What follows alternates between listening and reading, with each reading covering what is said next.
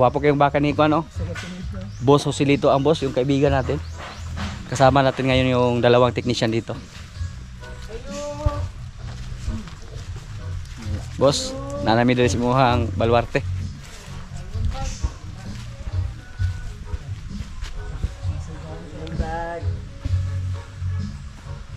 Parang lalaki yung baka ni Boss Joselito, oh. Guwapo kayo, boss.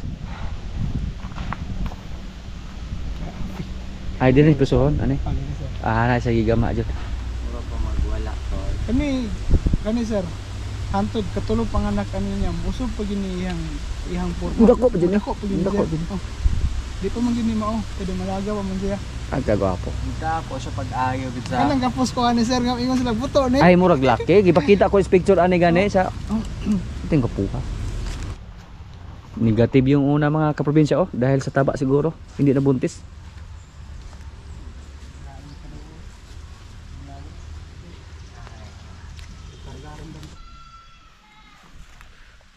Ang taba ng baka ni Boss Joselito. May isa dito mga kaprobinsya, oh, Wagyu. May lahing Wagyu to. Yan po ang itsura ng Wagyu.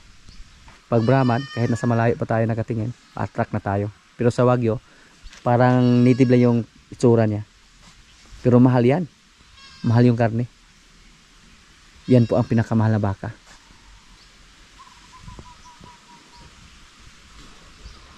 Pero walang market lang dito sa atin.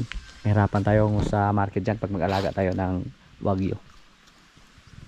Sana positive lang para makabawi yung isa. Positive yung isa, oh. Yung ganyang katawan sir yung maganda para sa kuan.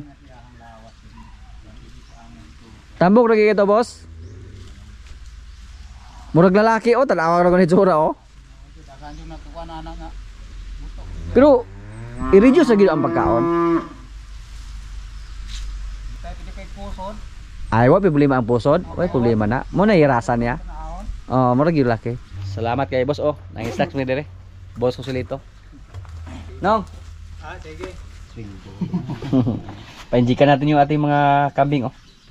Mga kaprobinsya, Yan. Yan po ating maintenance ngayon dito ng ating mga alaga. tirahin na natin to. Yun po ang request ninyo na mag-hire tayo dito ng kuan, kakuot. Mga technician. Tira tayo ng iron, mga kaprobinsya.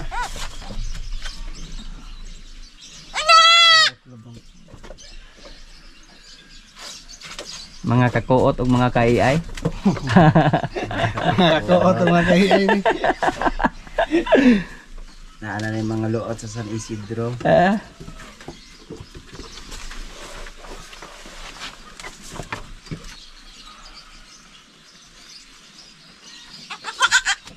Yayay. Anak na. Nasaan tanong? Ang rice ba niyo kon? I-replay ang kuan video mo. Yan natusukan na dito. Iskir gini guwapo gini siya. 1 week. Ilo.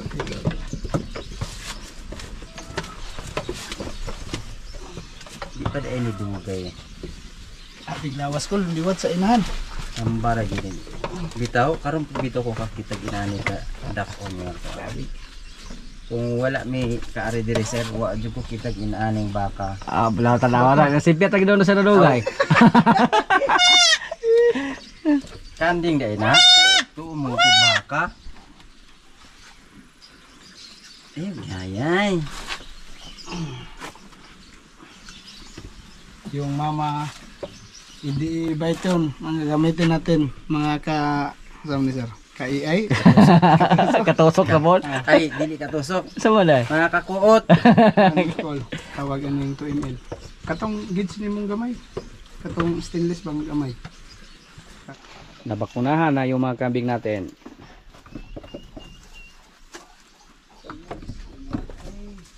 Sa mga hindi po nakapanood sa una natin mga video, 4 po yung anak sa ating kambing dito.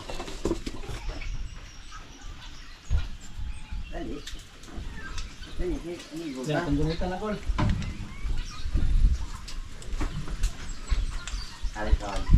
Ini tidak right. Eh, tagdo. Ulitin ang simod.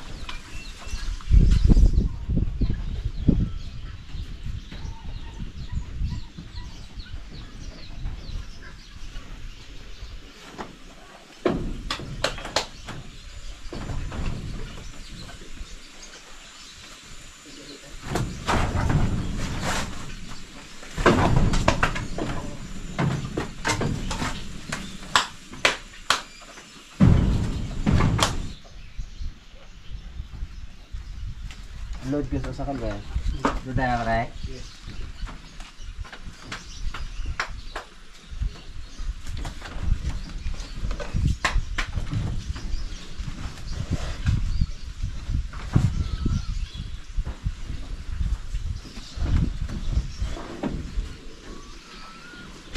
Dito Max, ang titiraan eh. Ay, tumakas na po. Ayan ang bato. Tumakas na.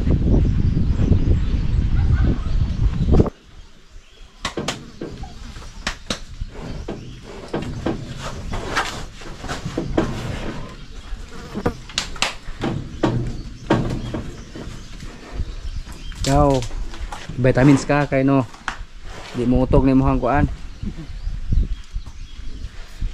Nicole, Nicole. Ipurga pula mo na gani kanu mo kagid-kagid yang kuan ba? Itong atong dito Max. Ah, sige sir. Murag ni Katul. katul-katul man ang porma ha. Oo. Gula na dito no.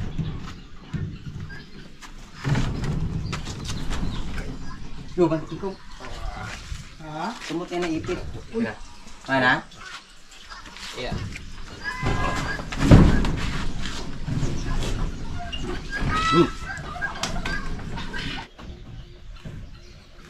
Katong bago mo ako.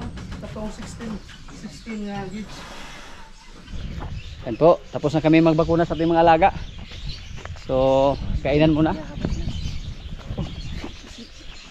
Mga kaprobinsya, kainan na po. Ito yung ulam namin, oh. Pabo. Adobo sa gata.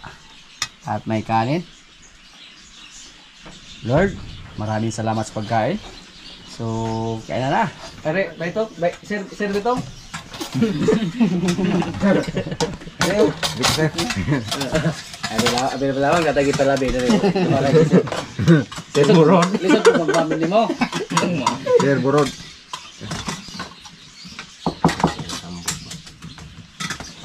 Kau mau mai sir? Nah, ini itu. Ano itong candy? Palit mo na ito ang pangit. Pabo may mga sakpan sir kay mamay daling dasto. Dagang kung pa. Kailangan na ito pa ano. Ang silang gibulad na to. Bulag na to. Pabulan din. Kompleto na po yung grupo natin ngayon dito. Wala nang absent. Di galing sa kasala. Bakasyon? Wala nang bakasyon. Asa to ga bakasyon do? Bagyo. Barrio. Ay si Manang wala na ka kukuha. Tinidor sir. Ay na, uka na. Meron akong magkakaroon.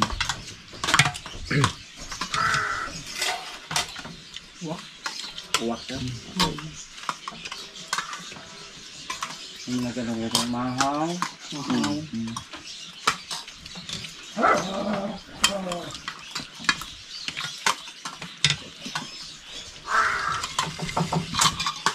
Do, No. rumaha kay katong kasalong sa. Gaara ko na ko di ko buit tumbay ko kay gaana ko niya. Kita yung tinood. Pitan. Ikap na ikagbay daw.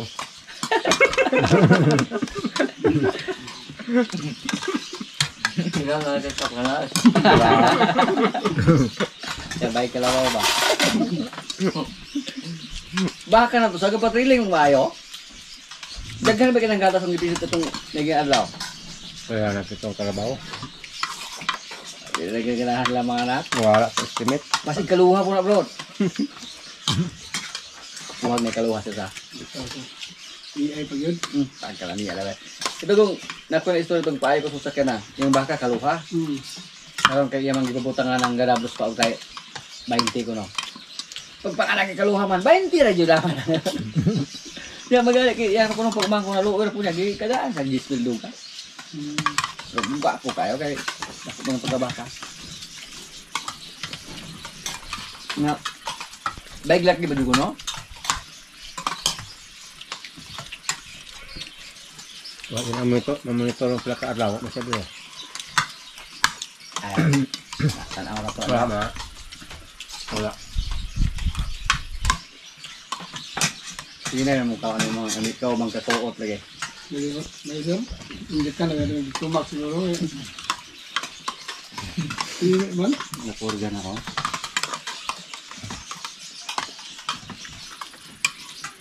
Ito, nagluulab ito. Sige dito. Ulaw nagmabusog na. Kailangan pulaw pa bigas.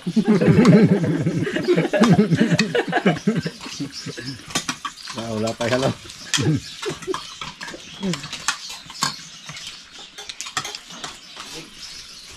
Wala ka guys, pala nato na daw. Okay. Ito, sabi.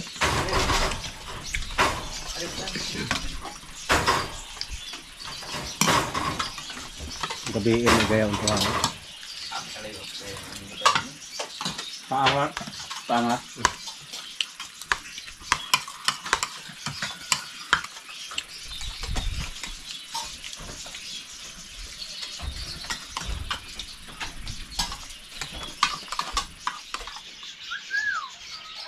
Pare. Pare. Pare.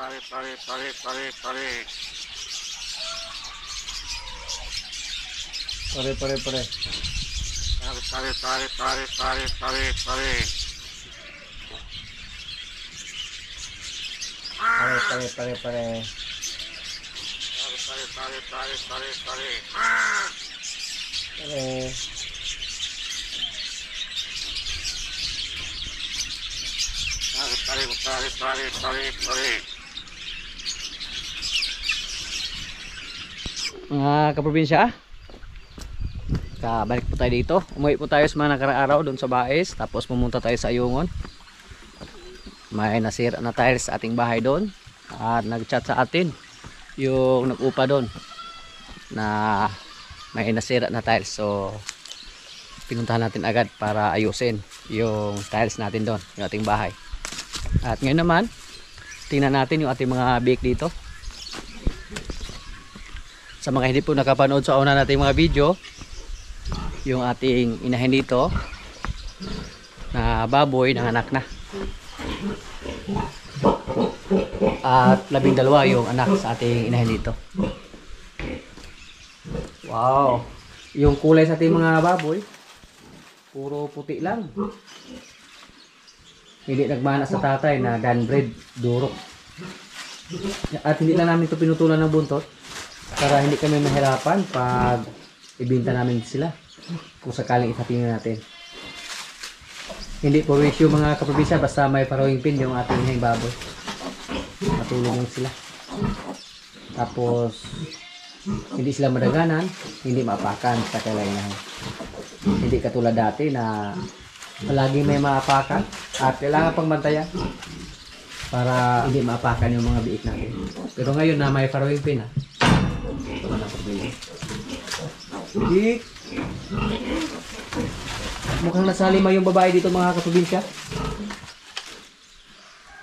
5. At maganda yung katawan nila. Nilagyan namin ng dahon ng saging para hindi sila masyadong malamigan. Tapos pag medyo mabasa yung dahon ng saging, pinalitan lang namin.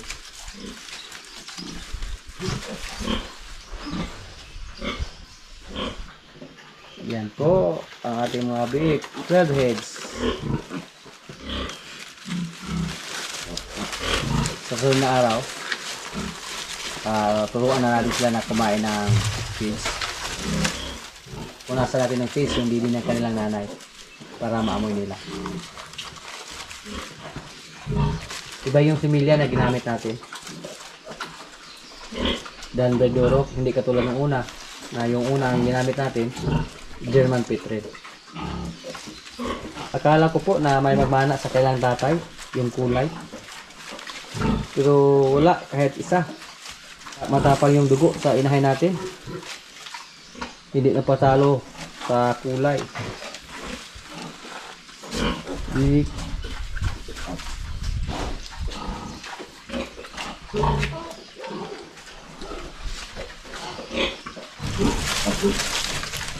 Mailap yung mga bake natin. Ito po. Gwapong lawas. Babae. Ilan kaya yung baby na?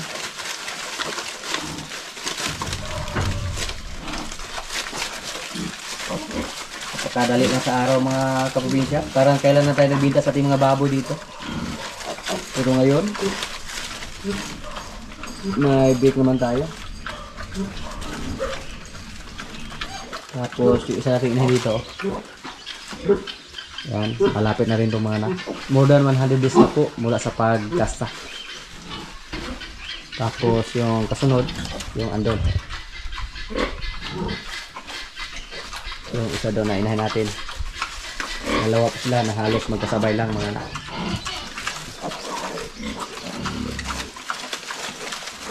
Nakakaaliw po tingnan yung ating mga biik.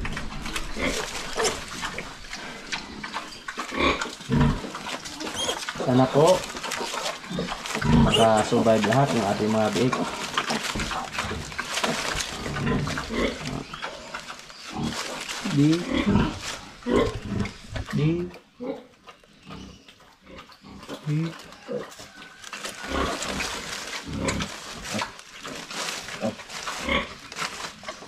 Lingin kayo silang lawas, puro buyag. Ano yung mga pag-istoryahan sa mga karaan ba? Puro buyag. Yan. Oh, akala ko po natamlay siya. Sorry Nick, sorry.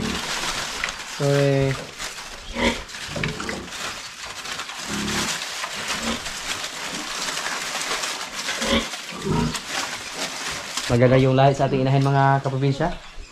Maramihan yung anak. Nung una, 7 lang yung nabuhay. Pero 10 sana yung anak niya. Patay yung 3 na lumabas. Pero ngayon, 12 at healthy po lahat ng kanyang mga anak. Yung sunod nating abangan dito na mga anak, yung mga baboy natin na galing sa area 1. Papasin namin sa kanya, mukhang maliit lang yung tiyan niya. Pero kahit maliit yung tiyan niya, maramihan po yung kanyang anak. Pati yung anak niya na nabili sa kapatid ni Jojo, nanganak na rin at 12 din yung anak. 2 po yung nabili sa kapatid ni Jojo kasi gusto niya magpalahi sa ating baboy. At hindi po siya nagsisi kasi maramihan yung anak sa kanyang lahi. 12. Tapos yung huling mga anak, ito, yung isa. Mabait yung mga baboy natin. Hindi katulad sa iba ba. Yung iba, pag lapitan natin, nahiga pag lapitan natin yung ibang inahin, uy, kaluoy. Pagpahimas siya mga kaprobinsya. Luway kayo. Hinay lang. Tandahan lang.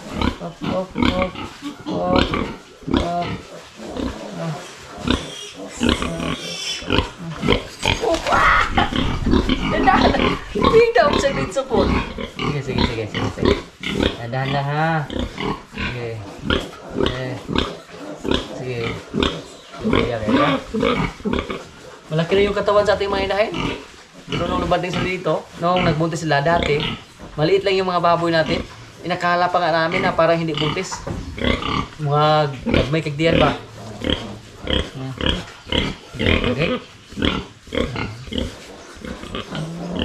Okay? Dik. Muna yung mga baboy nga butan. Dik. At yung ating dalawang numalaga dito, may isa dito na mukhang naglandi na. Sabi ko po, hindi muna natin yan ipaiay or pakastahan. Kasi ano pa, bata pa. 6 na buwan pa lang sila. Ngayong katapusan ng Marso. Pag nasa 7 na, pwede na natin itong ipaiay. Pwede din German Petrin yung paiay natin dito. Para lumabas yung lahi na German Petrin. Diba pa kayong mga lawas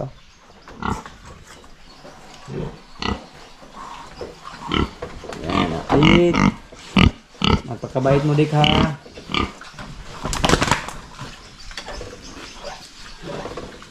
tinalo nila yung mga tatay nila sa kulay. Pati ngayon yung mga bik natin, hindi rin nagmana sa kailang tatay yung kulay. Malinis po tingnan yung kulungan ng ating baboy mga kaprobinsya. Basta may mga parawing pin tayo. At yung isa dito, oh, ready na to. Pwede natin dito ilipat yung isa nating inahin. Ayan.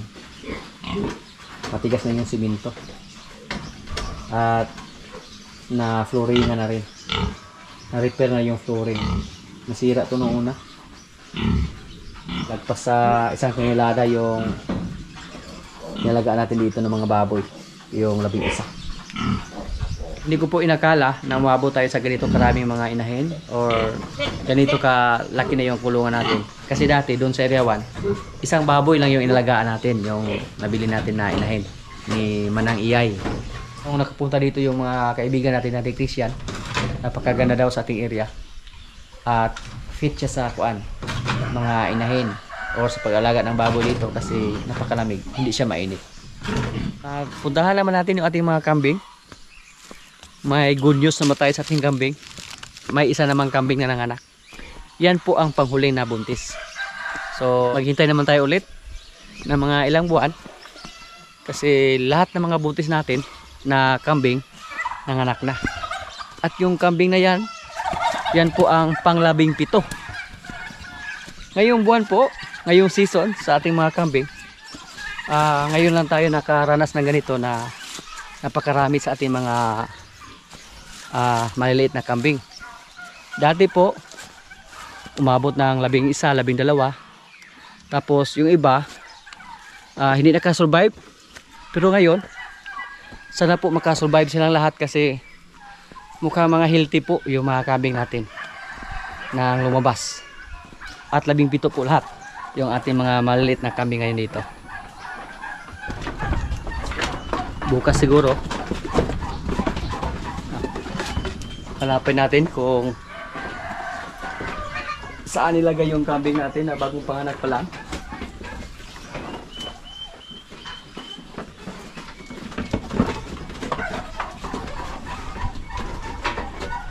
Nandito mga kaprobinsya. Hindi pa lumabas yung plasinta. Kanina pa daw to. Yan po ang anak oh. Tapos nagmana sa kanya yung kanyang anak. Nagmana yung kulay. Ito po mga kaprobinsya oh. Manang-mana sa nanay yung kulay. Tapos yung tayo nga magandang klase. Mana siya kay George. So alagaan naman natin dito. Dagdag do sa ating mga materialis dito. Ngayon po na season, 4 lang po na babae ang lumabas. Sa 17 heads na mga kambing natin na mga maliliit, 4 lang yung babae.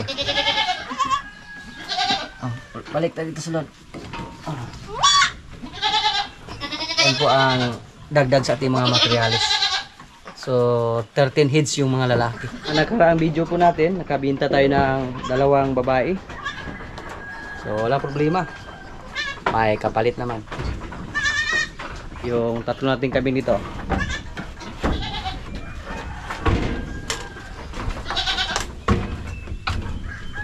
Hello. Yan. Yung mga anak niya. Mabas. Yan. Healthy. Kahit 3 sila mga kaprobinsya. Bilib ako sa kanya, mga alaga ng anak. Hindi namin pinanili ng gatas. Tapos mga magandang klase pa yung kanyang anak. May isa tayong babaeng kambing dito. Palabasin natin yan. Yung anak niya na pilay. Yung brown head. Ito po yung nilagay natin dati doon sa pulungan ni George. Doon malapit sa ating mga baka. Ang gagawin natin sa kanya, palabasin natin siya para maglandi siya. Parang iwalay na natin siya sa kanyang anak. Labas! Si Dayan, si Ibana sa loob. 2 din yung anak ni Ibana. Nakala ko po hindi makasurvive yung anak niya. Pero okay lang. Okay lang yung mga anak niya, healthy lang. Close. Okay. Lumabas din yung anak niya. Bisagag yung kiyong. Ipatingnan natin yung anak niya. Ito po, lalaki. Mga anak to ni Dayan. May dalawa pa dito. Guwapo po rin isa, oh. Astig na astig. Buhay na yung hitsura. Ito yung isa dito. Si George, nagpa-relax lang. George, napakaraming mong asawa dito, ha. Daghang asawa si George. Sana hindi ka magsawa, George, sa ating mga babaeng kambing dito. Pabuntisan mo silang lahat para lalo pag lumami yung mga anak mo dito. At kasi mga gwapo yung anak mo at saka mga ganda. Sana naman yung George, oh. Parang baka si George.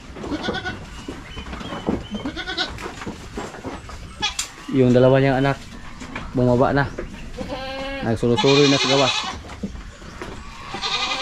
George, lah, sumayahin na dito, oh.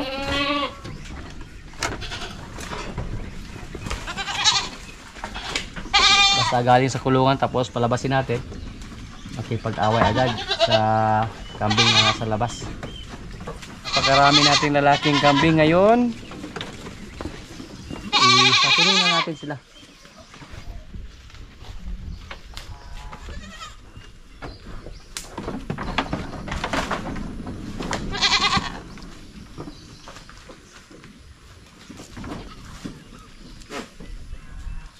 Napapasin ko po sa ating mga kambing, pag may isa na maglandi, halos sabay-sabay din silang maglandi. Kaya pag sila yung mga anak, halos sabay-sabay din mga anak. Yung isa, mukhang kailangan na natin ilagay sa kulungan yan. Yan, oh. Gusto na niyang kasahan yung maliit nating kambing. Pinta kayo. Ni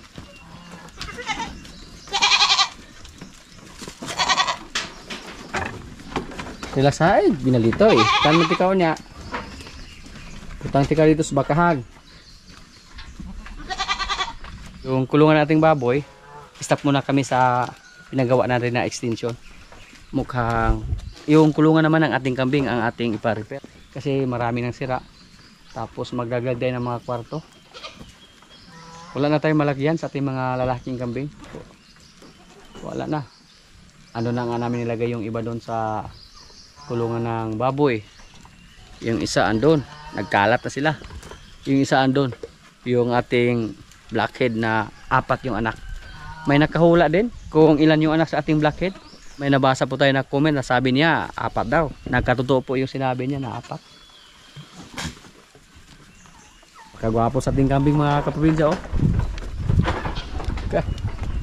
Astig na astig. Dago kag dil, oh. Kaya po higala. Sus. At kagiinang gwapo kapadanag po.